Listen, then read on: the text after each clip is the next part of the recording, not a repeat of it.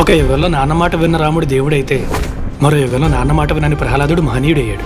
ఇక్కడ మాట కాదు నాన్న, ధర్మం ముఖ్యం. ఎవరయ్యా నువ్వు? ఈ రాజ్యంలో ఎప్పుడు చూడలేదు. ఒకసారి బట్టలు మాసిపోతే మనిషి ఎక్కడ కూర్చోవడానికైనా సిద్ధపడతాడు. అంటే మీ అందరికి వాడు ఒక మామూలు మనిషి, కానీ అక్కడ ఓ ఊరు మొత్తానికి దేవుడు. ఎవరా నా కొడుకు? మీ ఊరు వచ్చి మీ మనుషుల మీద చేసాడంటే వాడు రాముడు కాదురా, పరశురాముడు. మీకు దండం పెడతాను, నిజం చెప్పండి సార్, ఎవరు సార్ ఆయన? అసలు ఎవడరా నువ్వు? అడ్రస్ పెట్టు, అడ్రస్ పెట్టు, అర్జెంట్ నీ అడ్రస్ పెట్టు, అడ్రస్ పెట్టు. ఆధారమే లేనోడికి ఆధార్ కార్డు ఎక్కడ ఉంటుందయ్యా?